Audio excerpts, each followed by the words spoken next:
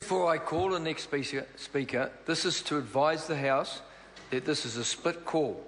First one will be the Honourable Member Gareth Hughes, and you'll get the bell with 1 minute to go.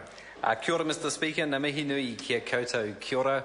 I know I'm not the oldest member in the House tonight, and I know that budgets aren't what they weren't once upon a time, when all New Zealanders would tune in on the wireless and hear the news coming out of Wellington, how it affected them and their family and their community. They're sort of more muted fears now, but they still have a huge impact on our national economy, on households, and I think Budget 2014 is a great time to take stock of how is our national economy doing, but more importantly, how is that national economy working for all New Zealanders.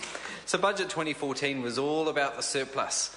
Bill English, over 5 years, had made this the only measure of success, a test so important that he would have sold off the energy assets, juggled the numbers in the books just to achieve it, which is exactly what we saw. This was always going to be the surplus budget, and while we celebrate the increase in free doctors' visits for 5 to 13-year-olds, the small extra funding for things like computers in homes, some good little initiatives, and we'd also acknowledged the Greens would get us to surplus too, and in fact in the last election we were the only party that took a net fiscal position to the electors of New Zealand, which would have seen a Green government paying down more debt.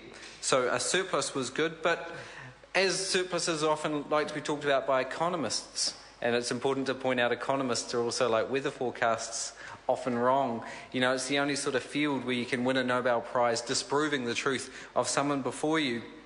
It's something where the Treasury analysts and the economists focus just on the numbers. What we also have to focus on is the real people. And this year, while people were maybe reading about the surplus in the newspapers, we also saw people struggling. I was visiting them in Wellington at the soup kitchen on Monday. We see them sleeping in cars in Canterbury. We see numerous families to a home in South Auckland. When we talk about the surplus in the budget, what does it mean, an economy that works for all New Zealanders? Because right now, international, what we see is the richest 1% have 16% of the wealth, yet the bottom half only have 5%. Right now in Nationals New Zealand, 290,000 Kiwi kids are growing up in poverty. It's a travesty in a land of ours who feeds and exports food for 20 million people. Our kids are still going to school without food in their bellies. So at a time when business confidence is up, we've got to ask ourselves, is the economy working for all New Zealanders? When we look back and we reflect that we work some of the longest hours, for some of the lowest wages, and pay some of the highest costs of living in the developed world.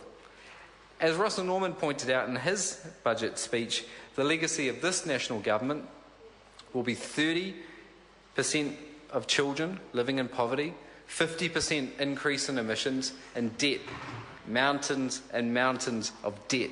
When John Key took that seat in 2008, our net government debt was around $16 billion.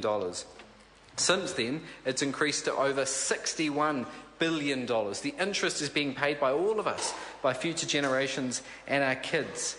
So at a time when Bill English is focusing on the budget surplus, this election will be pointing out the other surpluses, the surpluses of poverty, of inequality, of pollution. The only thing this government can't point to is the surplus of housing, or housing ideas and solutions. So in the September 20 lead-up, we're quite happy to be talking about the surplus of inequality, of poverty, but we're also going to be talking about the deficit of ideas, of innovation, of leadership, the things our country's crying out for, because our budget shows the critical challenges and problems facing New Zealand into the future. Depending on raw logs and milk exports around the world isn't a credible economic strategy. The taxpayer subsidies for the choruses, the Tiwais, the Anadakos, the Sky Cities, that may help the Cabinet Club mates, but it's not happening those real families sleeping in cars, many families to a home. So our economy is more simplified, more dependent on raw commodity exports than ever. What it's time, Mr. Speaker, is for thinking of a future budget, a budget that has a surplus of hope, a budget that presses Control-Alt-Delete on National's failed economic agenda for the 1% and reboots for a richer New Zealand.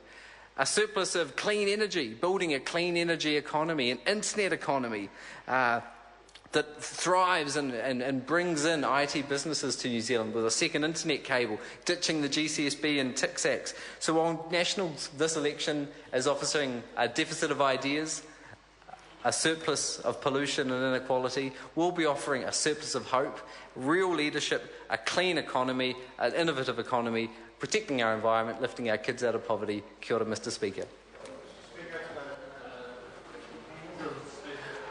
I call the honourable member Stephen Browning.